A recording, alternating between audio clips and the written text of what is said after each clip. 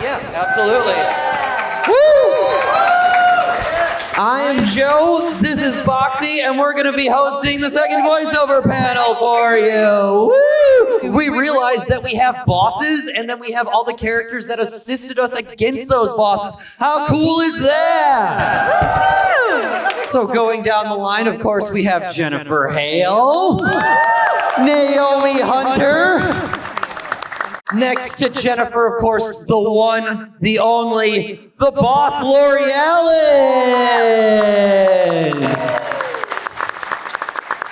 Whenever she says a line, the hair on the neck of my back stands up. Tasia Valenza. He moved our controllers and our hearts. Doug Stone, everybody. The one, the only, the Colonel. Paul Eiding, everybody! So I will start off with the first question. Some of you, this is your second MGSCon now. Some of you, this is the first. How has the fan reaction been at these conventions? It's my first time being here in person, and it's been wonderful. You guys are great. It's just so great to be able to be here with you. Thank you for coming. Yes, yeah. Thank you guys so much for coming. First of all, it's so incredible because I really thank you, Amanda Lemon, because she's put together such a beautiful, all of you guys have put together this experience that we would never have had. And as voice actors, we're on various projects and series and things like that, but this one is so special to us as well. And so the fact that we get to just be with you guys and see each other, because as you know, a lot of times voice actors, we don't. So this is a very special con. So we're so happy to be here. Thank you. Yeah. Well, I remember from last year when this was just an idea and Vanessa came and said, hey, Yay, Vanessa Marshall. Let's do this thing. And I was like, oh, that sounds a little like, And then, of course, it came together last year for all of, who was here last year? Yeah. Nice. And when it came together the first time, I was like, this is special. Yeah. This is amazing. And hopefully we'll do it again. And I swear, a year later, isn't it even better and bigger than ever? Isn't it amazing? Give yourselves a hand because you guys have to make this happen. We can come, but you have to show up and spread the word, and it really comes down to the fans always. So I'm grateful to be here, and I hope we're going to do this again year after year. Woo! Yeah. Poor Amanda, she's like, no more, yes! Gotta keep going. I have you in my sights. I don't like to take too much credit, but I was reading all your minds a couple of years ago, and I thought, it looks like there's a room for a Metal Gear Solid convention. This is what I'm reading, as you probably noticed, your controllers were on the floor jumping around. So I got in touch with Amanda and said, why don't you put this together? And I said, I can give you the details. Do a really good job of it. And I felt like that was probably enough detail for her to run with it. And sure enough, it's happened. So please don't thank me. It's all right. I feel the gratitude. I feel it pouring up the love. Well, I was supposed to be here last year, but the dates had changed, and I got committed to a con up in Washington State, and I did not want to stick them at the last minute and not show up. So I missed out on all the fun. Anytime something is put together by fans, for fans, it's special. Yeah. It's not a corporate sort of deal. Yeah. It's fan run by people who love the game, whatever it is, whether it's Transformers or Metal Gear. I'm all in. And this is my first time, and man, now I really missed last year. Yeah. So thanks, it's just been incredible. I really appreciate it. It's too bad you missed because the swimming pool party we had at the end of the last con was incredible. I don't know if you guys remember it. I remember we were all really high, and anyway, I don't want to get them too jealous if you missed it. It was crazy. Yeah, I was in therapy for 6 months afterwards. It was really cool, really cool. Some of you were in several games. playing several different characters, or you reprise your role in a different game. Was there any moment where you're like, this was my favorite moment out of all of my Metal Gear journey? I can speak to that because I have 2 different characters in, Naomi Hunter and 3. Do I? You are also Raiden's son. That's true. Oh my God. I'm a parrot. And a parrot. That's true. Good Lord, your memory's amazing. Better than mine. You know what I love the most is, and I don't know if Dave tells this story, but he should because he's such a lovely human being.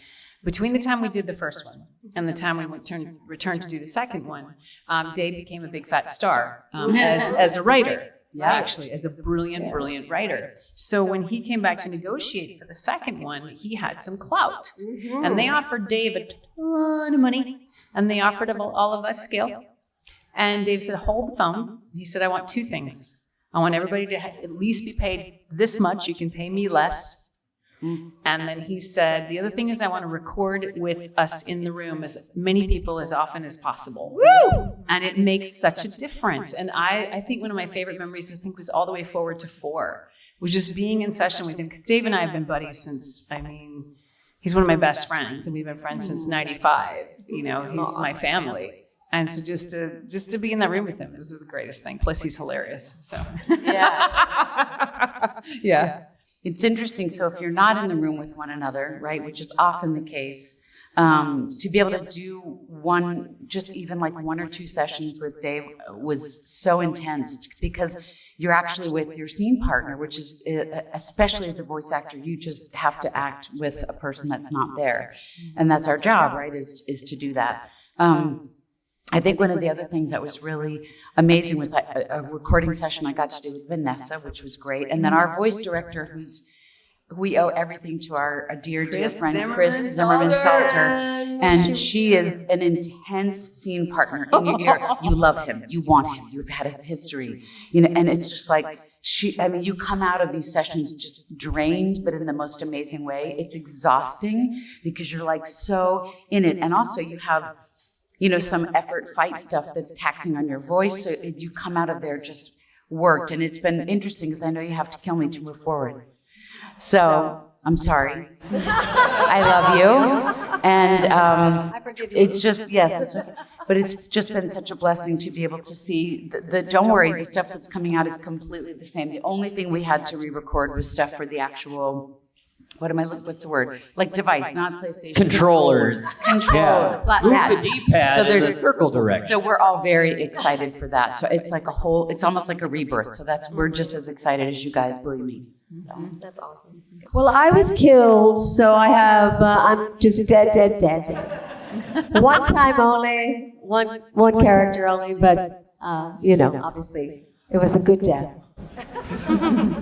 My guy, too, for some reason, still isn't around. I can't figure out what happened. And I thought he was beloved, Psycho. He was so kind and generous. And, I did a couple of little soldier things here and there, but nothing.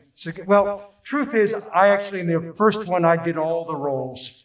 But then they said, this isn't going to work out. They all sound the same. So they hired everybody else to fill in, and they just kept me as Psycho. Yeah, I don't know. I have no idea. It just resonated. Because I went in and Chris was at the computer and I started moving her equipment around. And they said, we ought to make you Psycho Mantis, buddy. But anyway, yeah, the only other roles I played in it were very insignificant. There he goes. Over here. The really tough ones. You memorize the line like over here. Don't even look at the script. I've got it in my mind. Over here! I took an arrow to the knee. No, that was a different. So sorry. And then I took an arrow to the... What? Yeah. Oh, yeah. Different game. Never So mind. that's my story, and I'm going to stick with it. I'm often asked which game do I prefer most, and it's really difficult because Campbell in 1 lays everything out. So there's a lot of info there. I'm sure people got tired of my voice. It's like, okay, shut up. And then 4 I love because it wraps things up nicely. I get to see Meryl happy and she doesn't shoot me. So it's lovely, but of course 2 is the haunting one. And some of the things that I was asked to say in 2 and explain have come to fruition. Yes, I was just thinking of that as you In said that when I'm terrifying thinking what's ways. going on in our current political climate. Sorry. So Kojima's mind and his prescient nature to be able to see the future. Right? It's kind of freaky. So it's tough. I love each character's journey through the game. Even in Snake Eater, you've created a time paradox. Okay, but I say it several different times, different ways. It's a tough one. 2 really lays some stuff out that scared me. I get to say, I hear it's amazing when the famous purple stuffed worm in Flapjaw's space with a tuning fork does a raw blink on Harry Carey Rock. I need scissors, 61. Yeah, It just flies off the top of your head, right? It just like comes right out. It's just, yeah, I made all that up. And if you believe that, I have some property I'd like to sell you too. So that's actually what I wanted to touch on next when you talk about how some of the things you recorded, you then look back at and you realize how eerily close to things they are today, and just misinformation. When playing these roles, did they have was there a moment or anything that left a lasting impact on you outside, something that, it changed the way you thought about things? For me, because she's at the end a traitor, but she's not, is so incredibly profound that you talk about loyalty to the end. That's like, it's so intense to me. And as someone who cares so deeply for animals and humans, it's like, I'm not a mother, I'm not Joy in real life. My stepmother's name was Joy, may she rest in peace, but I have that same fierce, incredibly fierce loyalty and commitment to the causes that I believe in. Her words, when I look back at some of the really intense dialogue, this history, and I always feel so bad for you guys. You know more. I can speak for everyone. You guys most likely know more than we do. And we so appreciate it because there's drawings and pictures and dialogue of stuff that we just don't know. Except for David Hayter. Except for David. But there was one portion of all the history, the Russian this and the Kodak, and it's so dense. And David was actually great. One day he just sent me a whole thing. He's like, here's all these things that I spliced together for you, which was so helpful. But she's haunting, and she'll continue to haunt, so that's good. well, just to see somebody again, to understand Sniper Wolf's background and to see how this is played out all over the world, especially again with the Kurds. It's pretty powerful to really understand how does one get to a point where they look like they're this heartless killer, but then, they were trained to be that way from a child, and unfortunately, of course, this is something that actually does happen, so it's very impactful. When I watched the scene, it was many years later because I didn't play the game. I cried, just like everybody else. I was, wow, I had no idea. Yeah, and it speaks to the great writing and the great imagination, but at the same time, the pain that it actually occurs in real life, and it's not just a cartoon. So that was my experience with it. For me, what I come away from, where it hits me outside of the game, we actually worked on, is the reaction to the game from you. Mm-hmm. How something in the game, or just playing the game, or sharing the game with a brother, or a father and a brother, or a sister, or a new wife, or someone, sharing something like that. And it comes back to you that you were honored to be part of something that, whether it changes your life or takes you through a rough period of time, or just gives you a moment to forget about stuff in your life. That is what hits me more than anything else. And for that, we are all profoundly lucky and proud and honestly humbled by. And that's why I love doing this sort of thing when we get to meet and hear the stories.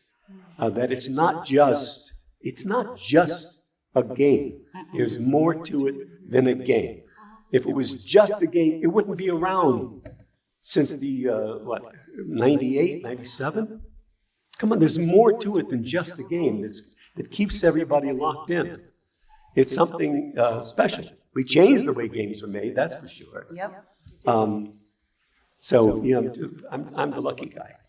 Playing Psycho, I can't say I walked out of there changed, but what I really appreciated, I've been in the business since '82, and a lot of times the characters you play in anime and games and all the different kinds of work you do are very black and white. Okay, he's the hero, he's the bad guy, he's the this, he's the that, and it's very, okay, he never makes a mistake, he never does anything wrong, he's the hero.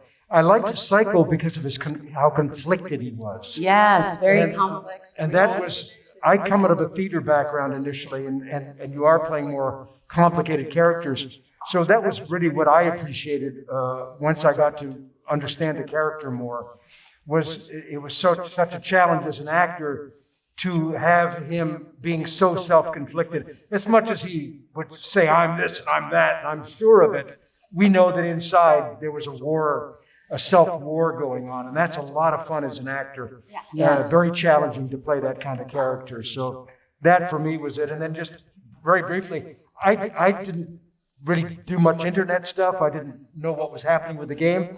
Years and years later, 2012, 13, I go, I wonder if people remember Psycho Mantis in that game that I did.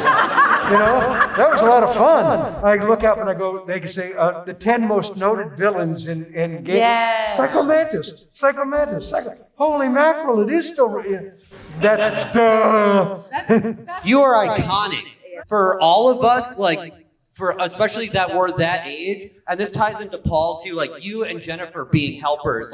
Video games did not help you at that time. So the fact that you had two characters that were always you can do this, you've got this, was so awesome. And that moment where the Colonel's we will think of something together. And then he's finally put the controller in port 2, Snake. And you're oh my God, this is the coolest meta boss fight I have ever been a part of in my entire life. I'm never gonna forget this. And yeah, that is because of you as well. Reading our minds, reading our memory cards, and being how does he know I like Castlevania? I knew what you liked. When I was doing it, and they said, and at this point, their controllers will move, and I went, you're crazy. You can't move people's controllers. They're paying me if they said. And then I found out your controller really moved, and that happened when holy mackerel, I had no idea how powerful it all really was. I've had the pleasure of speaking to quite a few of you, and you're all very humble and down to earth, and it's lovely. You're all lovely. But you talk to a lot of fans at different expos, different conventions, things like that. Do they teach you things about the games that you're I had no idea? I mean, obviously that's just, you didn't know, but. Yeah, I just whispered to her, I was I didn't know that. That's awesome. Do they tell you things a lot that?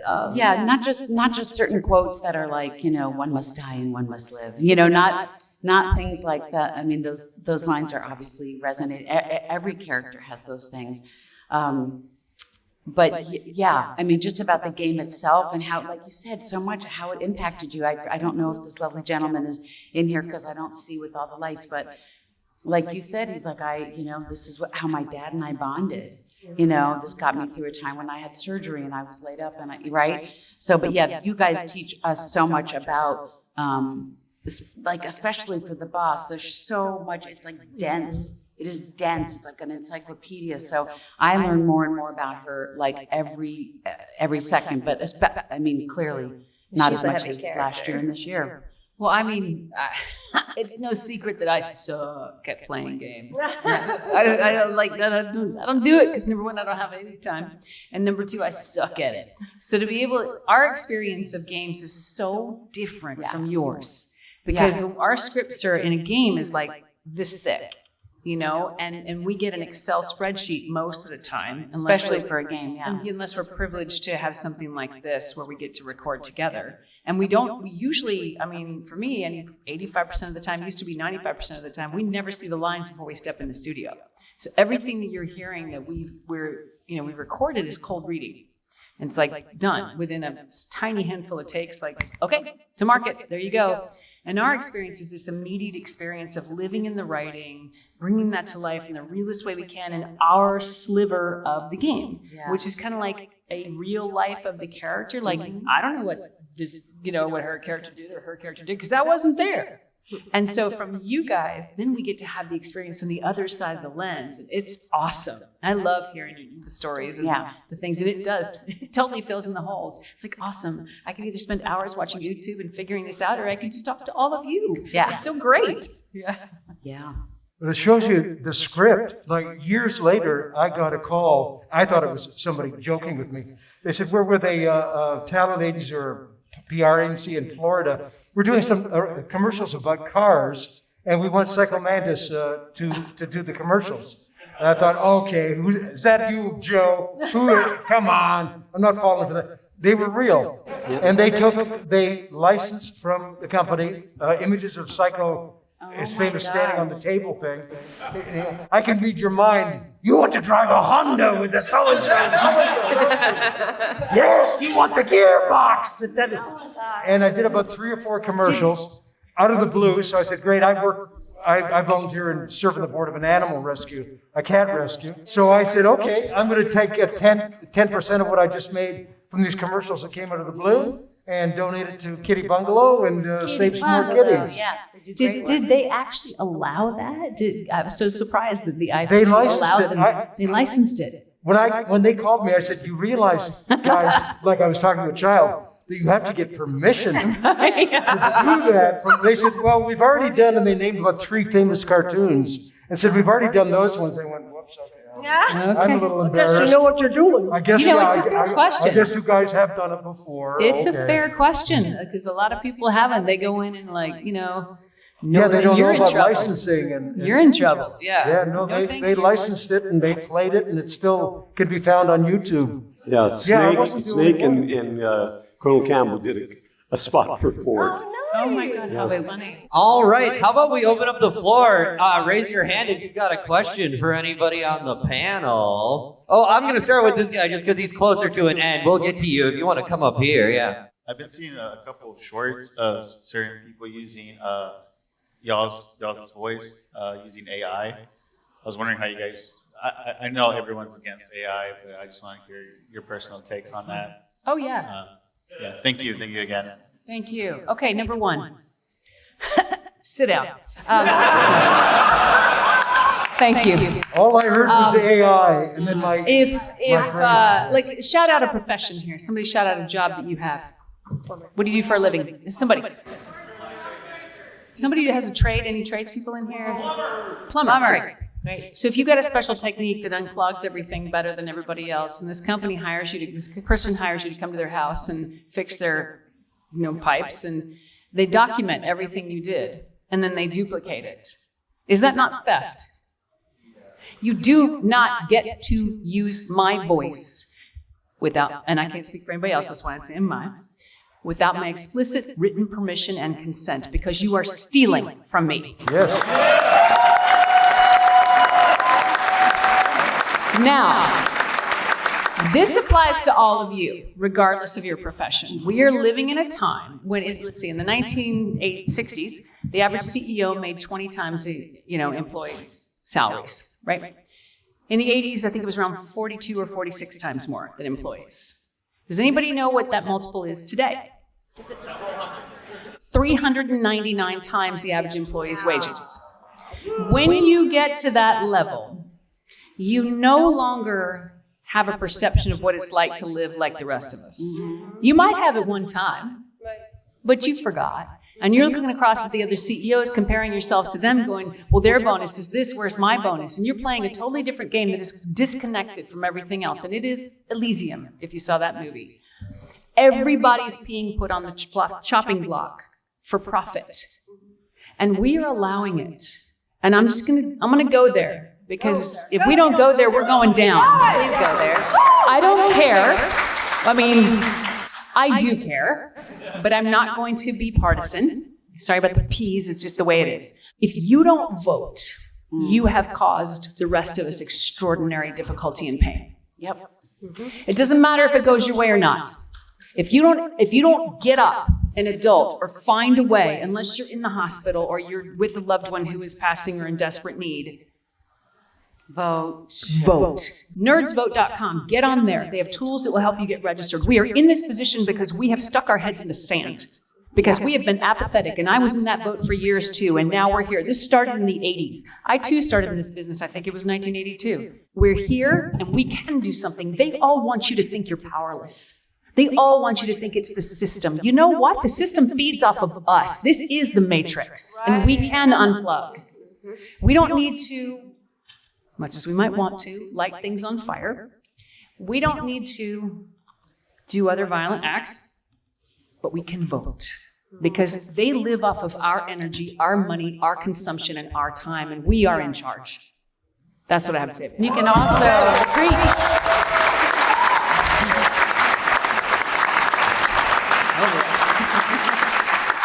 One of the great gifts that human beings have is human creativity. The fact that of all the creatures existing, a monkey may take some paint and smear it on a canvas, and that's very cool to see. But it's human creativity that's created the greatest music, the greatest art, etc. in the world. Do we want robots to create our art for us from now on, and then we can just numb down and stop thinking, stop being creative, because there's no room for us, because a robot can do it in 2 seconds? It's not just the voiceover actors who are threatened by AI, it's all artistry. It's all Of every artistry. type. That's such a good Of point. every type. And Music, everything, even dance. Who knows? Maybe we sing robot ballet eventually. Oh, all over I the don't place. know. There was some, I think it was like 2 years, it's about less than 2 years ago.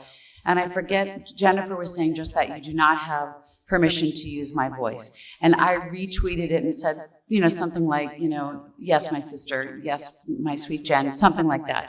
And within like 5 minutes, there was the boss with my voice, some AI weird robot version, and I unfollowed that person. I don't follow that person. I blocked them, I muted them. So you're gonna have like less, and also you have a choice too when there's, there will be laws that are continued to be passed about whether you have the choice to follow or engage with or, with something that's AI generated. So you get to actually have a choice. So make that choice for yourself to not support something that is completely animated. Like here's a silly example. So we just had to have our air conditioning fixed, and it's Climate Tech.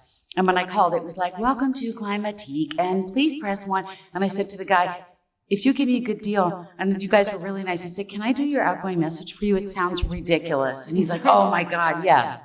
Right? So, welcome to Climatique. No, it's Climate Tech, And I said, if I didn't really know you guys, I'd be like, oh, that's kind of creepy, right? So you have a choice as to what you listen to, the entertainment and so forth and so on that you get to participate Who are you in. giving your money to? Who are you giving your time and your energy to? What kind of people? Just because something's technically possible doesn't make it morally correct. there's And another. I hope that we can all start from a position of what's morally correct. There's another. Humans need humans. Humans Yeah. need humans. Well, that's the thing. What you guys connect to in these games, yes, the tech makes it fun, but what your heart and soul are responding to is the clarion call of the human soul. And you can't reproduce that. So truly, AI is a tool. I could take this and I could smack her in the head. Or I could nourish her. It's a tool. Choose the latter. What I choose to I will always nourish you, baby. Jen is a good To mama. do with it is my choice. And this is the thing. They want you to think you don't have power. You have power all day long. Yeah. All day long. You may be too tired and too overwhelmed because they're throwing stuff at you. There's a Kurt Vonnegut short story called Harrison Bergeron. Everybody needs to read it. Because we live in that. Harrison Bergeron. And Anchorman 2, really similar. But anyway, this is the thing. Guys and women and humans and our non-binary friends, like this, we are living in a time where perception is everything. Substance means very little right now Yeah. in the popular opinion. You guys can control perception. Every time somebody opens their mouth about AI, you listen and you say, well, my stand is this. And you're so solid and so clear in your stand, you will actually butterfly effect change the course of the conversation, which will change the course of the outcome. Each individual one of you, you're all part of our marketing machine in this. So what message are you going to do? Which is, it's coming and it's going to be bad. Or, no, it's coming. I stand for voice actors. I don't like AI. I don't do it. It's coming. We will be facing 30 to 40% unemployment in the next decade and a half. So thank you for keeping us employed. That's so true. I mean, just in general but with voting and things like that, like you do have the power, just like anybody having a conversation, you can ask, like, inform me, teach me, what are your thoughts? Because sometimes I get this when, like, I need to know every single thing about the boss. That's impossible for me to know every single thing about the boss. I think for all of us, right? And all of our characters and just life in general, like right now with the election, like I need to know, I need to ask questions, I need to be informed, what matters to me and how can I make a difference? With one single thing in your neighborhood, I was talking to my husband and we were talking about how, are you going to work with animals? Is it like, literacy? Are you doing something outside of your job and your hobbies, right? To keep yourself a well-rounded person, to have a voice in the world. And also for creativity's sake, like everybody here is so creative. So I just love what you said. One person can make a difference just by even engaging in a conversation. You don't want to come to a panel and talk to 12 robots who are sitting here being programmed by somebody behind us, and 12 robots did the animation, 12 robots did this, 12 robots wrote the script, 12 robots. Who are you going to visit? Who are you going to talk to? Who are you going to relate to on a human-to-human basis? Like, we're no different than you. We're human beings like you, and I hope that when you speak to us, we relate to you as human beings. It won't be that way when it's all AI. We're going to be fine. You guys, just remember you have power. Use it. So, speaking of that tool that is your voice, John Snake from our digital side of the convention wants to know what are some of the best practices for not straining your voice during a voiceover session. Hum, like singers do. Before you use your voice, I learned this when I took singing classes. Couldn't sing a lick, but I did learn great thing of humming. Vibrating your larynx. It's like warming up to be an athlete. You don't just run 20 miles. You see those people stretching and moving their muscles, getting their muscles ready to go. Tea, drinking tea, stay away from things like cheese, taking a bite of an apple to clear your palate, humming, etc., etc. A lot of the things that singers do.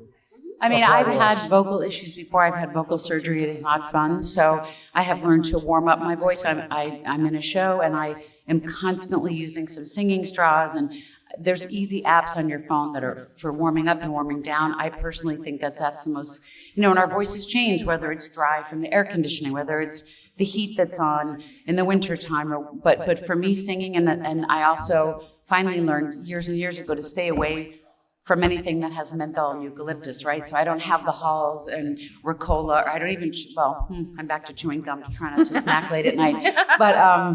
But yeah, to have hot tea, the only tea that I really use is throat tea. And I manage, for me, I have to manage my allergies. I mean, saline your nose, it's like any artist, you want to keep your hands nimble, right? So yeah, there's a lot of ways to keep your voice strong. You want to keep your vocal instrument strong. So that's one of the things for me, it's also singing. I like to sing. So, even if it doesn't sound good, at least you get to do something to keep your voice warmed up. It's a muscle. It's a physical system. Athletes learn how their muscles work. We're vocal athletes. hear And me? if you're one of us, you're a vocal athlete. So learn how your instrument works and have the discipline to show up and support it. Yeah, for me, it's a bottle of Jack Daniels and a cigarette. Or do call this. That sounds like fun. And this is from someone who doesn't smoke nor drink. Yeah, but it's still a good line. Don't look. You just gotta vocalize. Actors, we should all be vocalizing every morning when we wake up to save our voice. I don't. And I get in trouble with it with Helen Hunt, who is our acting teacher. She said, you should be vocalizing every day. Even if it is singing a song, or like you said, humming your trills, I'm constantly doing that, and it's so funny because I'm in this show where backstage everyone's like, making the craziest noises, but also to warm down. Like there's another character from SpongeBob that I play, and her voice is loud, very, very loud. And so I have to warm up, even if it's like just a couple of sighs, like, and sigh down the scale. So again, yes, if there are any voice actors or just wanting to sing, speak, then keep your voice supple and strong. Hopefully you have a voice director who understands. I used to have what's called a loop group. We did all the voices for Hercules and Xena TV shows. We were everybody in the show who wasn't the principal. We were all the monsters. You want to do all your and games have a lot of yelling. You want to do that at the end of your session. You want to have the subtlety of your voice for all the lines, all the emotional things that you're doing, and then you save the most strenuous stuff for when you're about to walk out the door, so you can go home and recover a bit with steam and tea and whatever else. Steam. So hopefully Steam you is have the best. Steam and sleep. Yeah, Sleep. hopefully you have a good Sleep. voice director who understands that, and they are very happy to ask you, would you prefer to save this for the end? And then you can walk out of there not so damaged. First off, it's an honor to see you guys, especially you. Happy belated birthday. Thank you. I didn't forget, I still got to finish playing these roles. What would you say at the moment where you realized you changed somebody's life? Well, I know where it changed my life when I got to meet the creator and I saw the artwork. As I was leaving, I got to see a little snip, and I remember I went to the ladies' room afterwards and I was like, oh shit. Like, this is beautiful. And I just knew, I was like, I just knew, I was like, this is something else. This is something that I've never done before and haven't truly done since. So that's how I knew it affected me and how I knew it affected other people. That's such a beautiful question. I think just from the stories that we've heard, how people came together. This one gentleman today is like, I just really don't relate to my dad, and may not now politically or whatnot, but we were able to build our relationship by playing and talking about these games. So Somebody shut those kids up over there. Yeah. Coming to these conventions it's the place where we get to see the impact we've had. I was almost crying earlier today. It's the greatest story from one of you. We don't get to experience that part of it. We're on the other end of the kind of machine. And when you guys come and you really do, you matter. And for us to hear your stories means everything. It's just amazing. So that's the gift you give to us. So thank you. Yeah. This is a question I have for Jennifer. In Twin Snakes, Naomi dropped her accent from the original Metal Gear Solid. Would you happen to know why that happened? I know as much as you know, and I know that's so disappointing. I just remember coming back in going, oh, wow, it must have really sucked. Okay. Okay. there's always creative forces above us, right? That we're not sure why. So they might have tried it and gone, no, we didn't like that. No, we're gonna fix that. We're definitely gonna fix that. She can come back and try again. We're just gonna assume that you guys won't have any questions or feelings about it. Yeah. Yeah, it's funny because we don't, especially in a game with a creator with this specific a vision and this powerful of a person at the helm. We don't do creative input very often. Dave might, because he's that kind. He's worked himself into that space. But yeah, Above my pay grade, as it were. yep. We just do what they tell us to do. All right, one final question. Who's got it? All the way. Oh, you're making me run for this. Got it. Go Joe. Go Joe. Go Joe. Hi, I have a question for Paul Eiding. How did you get into voice acting? I started out as a stage actor. Stage is my first love. Musicals mainly. And at one point I was doing improv. Doing improv like Second City, Saturday Night Live sort of stuff for a couple of years. And we were only making, this is before you were all born, we were making $100 a week. And some of the guys had to have straight jobs. And one of the guys' straight job was working as a writer for 3M. People make Scotch tape and all that stuff. And they were doing training films, and they needed somebody to do training films. And they asked, hey, Paul, you've got a nice voice. You want to read some of these? And they were the most boring things ever. But it was a gig, and it was a way to make extra cash. And then when I moved out I did a couple of commercials in Minneapolis, which is a great theater town. moved out to LA. I did a play called Cloud 9, where I played 3 characters: an African manservant, intentionally a white dude playing an African, a Cockney soldier, and a 5-year-old girl. Wow. The most unattractive child ever. And a gentleman by the name of Gordon Hunt came and saw the show. Just happened to come to see the show. And from that, he called me in to do a general audition. The general audition at the time was he would bring you in and he'd give you a list of like 10 different types of characters. Oh, and you went from a dumb guy to a younger person to an older person to wizards and everything else. And then he started bringing me in and said, okay, you've got something here. And I started doing animation for Hanna-Barbera. A lot of Saturday morning cartoons, the Jetsons, Yogi Bear, I'm a Smurf.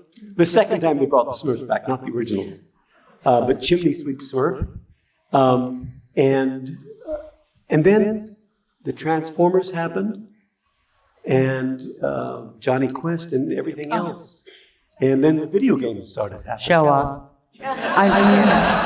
It all started from stage, being on stage I have as the an same actor. history. Anybody who wants to be an actor, take an acting class. I started on stage too. My story is not that dissimilar, but I also started on stage. Yeah. You learn your chops. I mean, we're voice acting. So like I had a great on-camera teacher said, trust that the camera will capture your essence. So I coach a lot and I always tell people, right, to trust the microphone will capture your performance. So your job is to act with someone that isn't there. But that's why improv is essential, especially for anything comedic, but anything on the fly, because you have to be directable. Yeah, she's suddenly turned upside down and she loves balloons. Can you take that direction? Sure. What? So improv, and I come from musical theater too, and that helps you build your instrument. So yeah. I just have a question about what would you recommend for anyone who wanted to get into the industry, but either is introverted, is nervous, or is afraid? Do something every day that scares you. Your comfort zone is only ever expanding or shrinking. And if you don't get into the habit of consistently expanding it, your world will be so small and you won't even realize it. I created a site, acting.skillshub.life. You will find Miss Lori Allen on there. You will soon find Tasia Valenza on there as coaches. I know Lori coaches independently as well. I coach on my site. We have over 90 coaches. We have step-by-step instructions for beginners, like what do I do now? We have a lot of free resources for veterans. We've got, I use it for coaching when I need audition coaching. I'm like, because we can do it by the minute on the site. We have classes, we have everything. Just go, we'll take care of you. Tell the website again. Acting.skillshub.life. Or if you even just Google like Skills Hub. .life. Go skillshub.life, not .com. We don't have the .com yet, but we're working on it. Yeah. The cool thing is you can do everything now online. We didn't start out that way, and it was really regulated, to LA, Chicago, and New York. And the beauty of it is that even if you don't know that you can ever really make a living out of this, the experience itself is so worth it because, my whole platform is to give great voice, which means to be able to use your beautiful voices to move, touch, and impact. And, the more we use our fingers and the less we use our voices is another element of our dehumanization. So I think the most beautiful thing you can do for yourself as an introvert or someone who's nervous is to gain confidence by play. And playing is why we love voice acting, right? Because we can take away our visuals and what we look like and what people box us into and just let our voices do what they want and what our imagination is. So I encourage you all, I call it dip your lip. Dip your lip into a voiceover class, Jen's or other ones, and you don't have to travel, just go online. Yeah. It's the nicest, most beautiful, supportive community. And even if you want to become a voiceover actor, you'll take the next step and the next step and the next step, but if nothing else, you'll just feel more confident when you go play your beautiful selves And I in the world.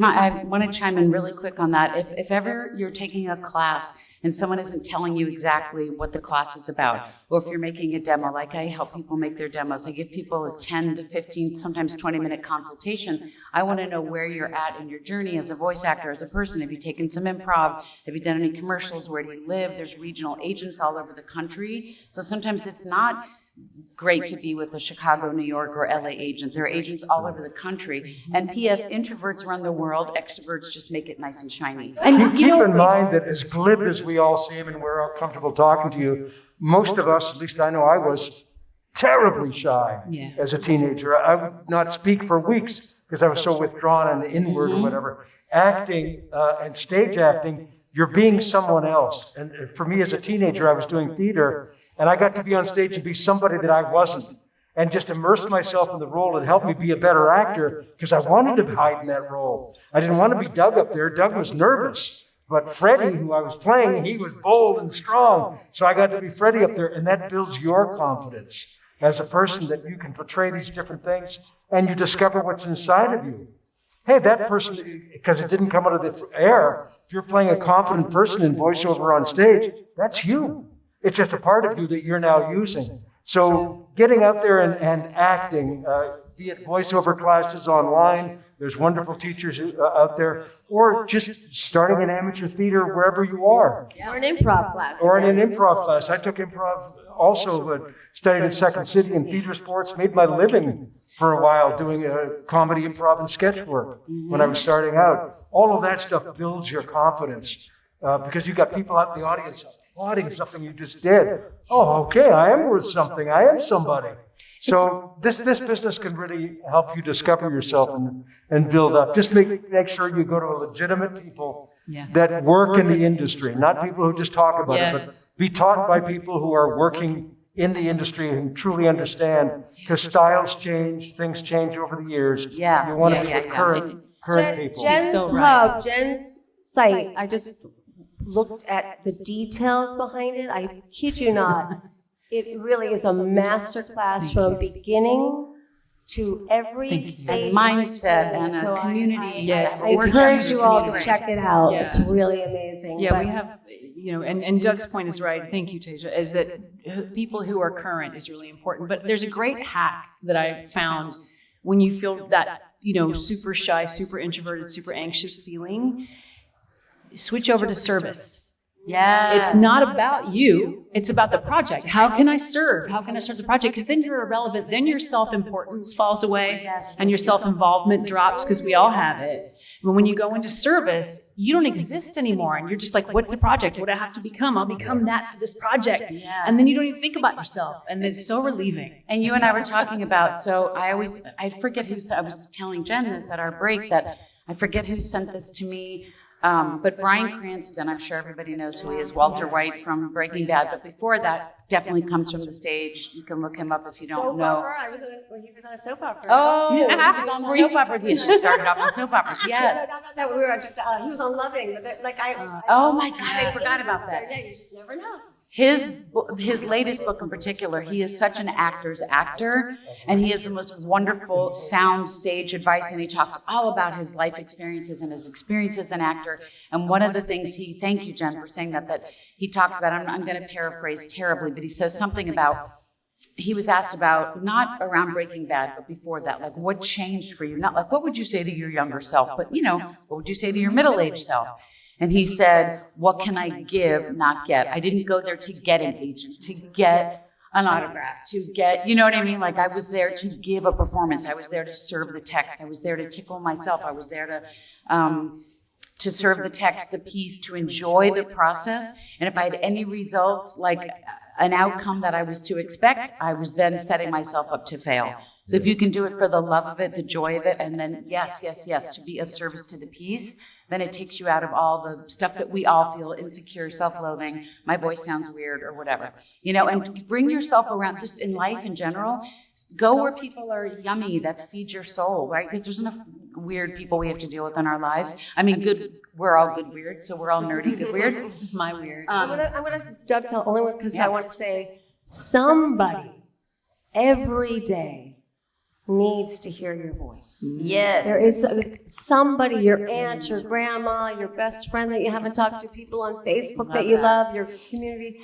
And even if you don't want to call them, I mean, because who calls anybody anymore? You can leave a voice message as opposed to just a text.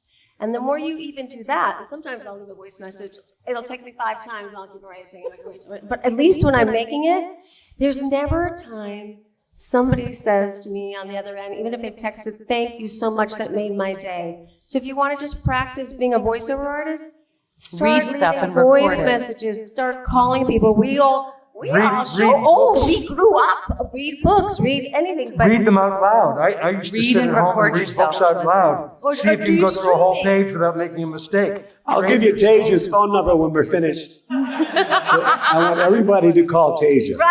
Call me and leave me a message. No, but think about it. This is like, it's antiquated to call people, right? It's aberration. But I do believe that, leaving a voice message for somebody or even a FaceTime, a message, you will make their day, and that will give you practicing confidence. I mean, just because nobody's judging you, you're just making it and you're doing it over and over again. But I think we've gone away from this is normal to call people and to use our voices. So go back to it.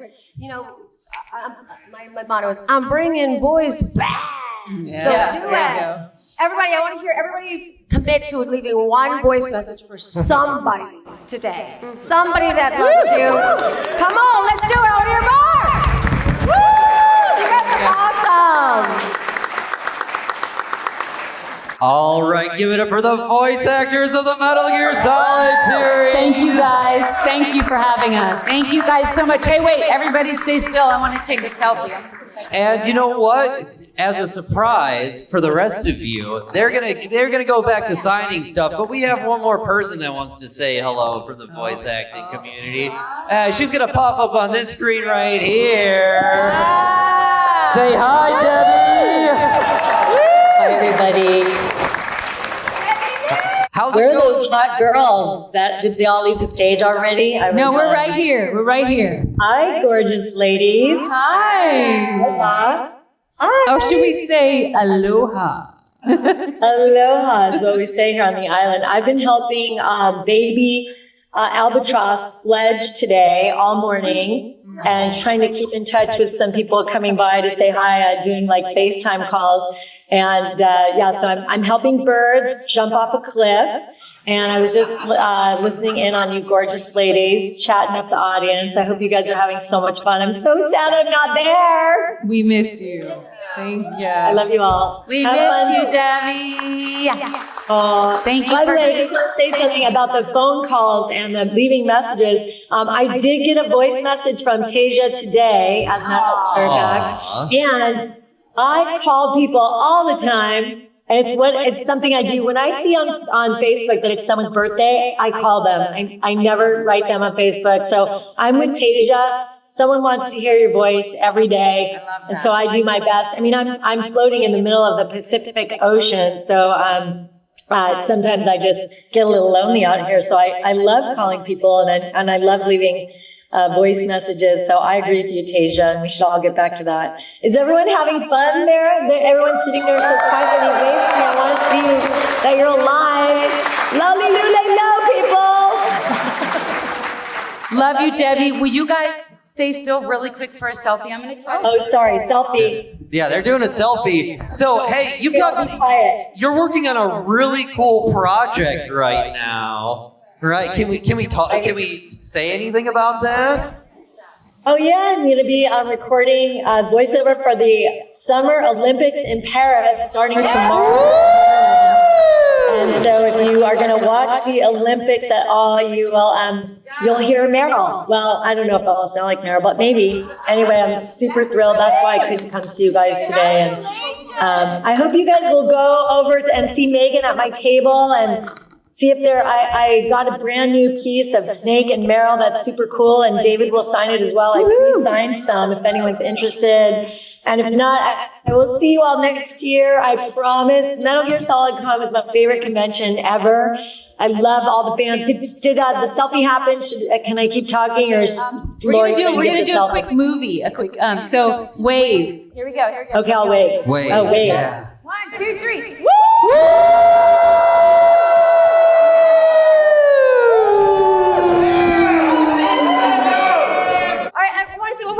If anyone decides to leave a message, just tag me, hashtag give great voice, because that's what I want to know you guys are doing it and I want to support you, okay? Hey, give there great you voice. go. Your voices are beautiful and they deserve to be heard. You guys. Okay? Here's my little. You guys, thank you all. Don't forget to get signatures from them. Go to the signing room, get some signatures, Vanessa, please. Lori, girls, mom, And thank you guys for having us. We're going to keep talking to Meryl, though, so if you guys want to stick around and you have any questions for Meryl, we'd be happy to get your questions in just a little bit.